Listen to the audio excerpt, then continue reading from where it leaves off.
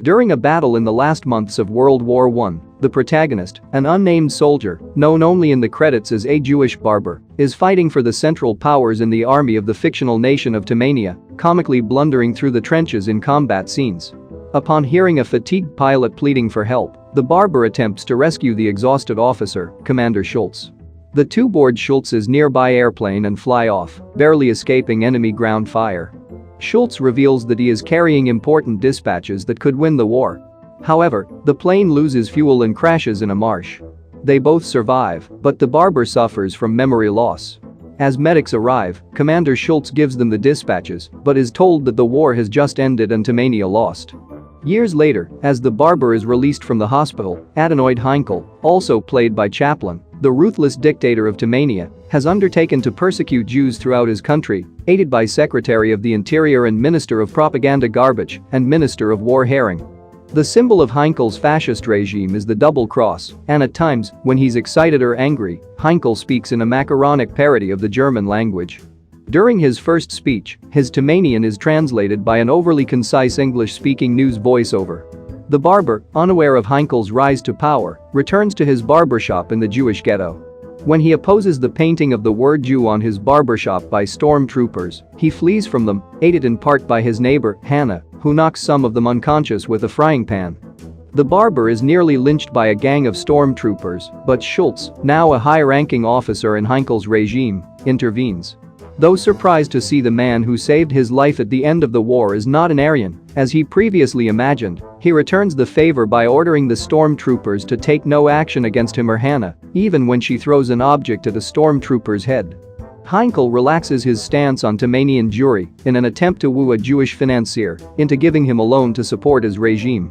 Egged on by garbage, Heinkel has become obsessed with the idea of being dictator of the world, dancing at one point with a large inflatable globe to the tune of the prelude to Act 1 of Richard Wagner's Lohengrin.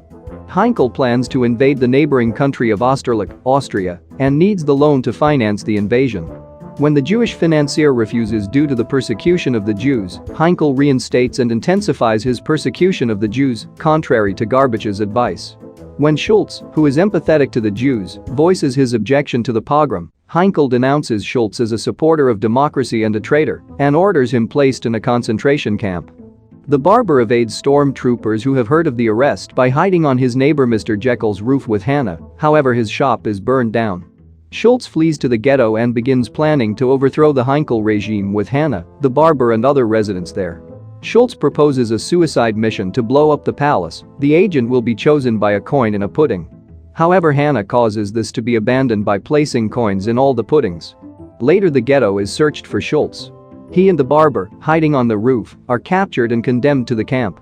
Heinkel is initially opposed by Benzino Napoloni, dictator of Bacteria, in his plans to invade Österreich and even plans to declare war. However, just after he signs a declaration of war, he receives a call from Napoloni. He invites him and his wife to his palace and a seeing of a military show to impress him with a display of military might and psychological warfare, but this ends in disaster. After some friction, a comedic food fight between the two leaders, and a deal between the two leaders on which Heinkel immediately reneges, his invasion proceeds. Hannah and others from the ghetto had emigrated to Österreich to escape Heinkel, but once again they find themselves living under Heinkel's regime. Schultz and the barber escape from the camp wearing Tamanian uniforms. Border guards mistake the barber for Heinkel, to whom he is nearly identical in appearance. Conversely, Heinkel, on a duck hunting trip, falls overboard and is mistaken for the barber and arrested by his own soldiers. The barber, now forced by circumstance to assume Heinkel's identity, is taken to the capital of Österreich to make a victory speech. Garbage, in introducing Heinkel to the throngs, decries free speech and argues for the subjugation of the Jews. The barber then makes a rousing speech, reversing Heinkel's anti-Semitic policies and declaring that Tamania and Österreich will now be a free nation and a democracy. He calls for humanity in general to break free from dictatorships and use science and progress to make the world better instead. Hannah, now an impoverished laborer in a vineyard in Österreich, hears the barber's speech on the radio and is amazed when the barber addresses her directly. "Hannah, can you hear me? Wherever you are, look up, Hannah. The clouds are lifting. The sun is breaking through. We are coming out of the darkness into the light. We are coming into a new world, a kindlier world, where men will rise above their hate, their greed and brutality. Look up, Hannah. The soul of man has been given wings, and at last he is beginning to fly.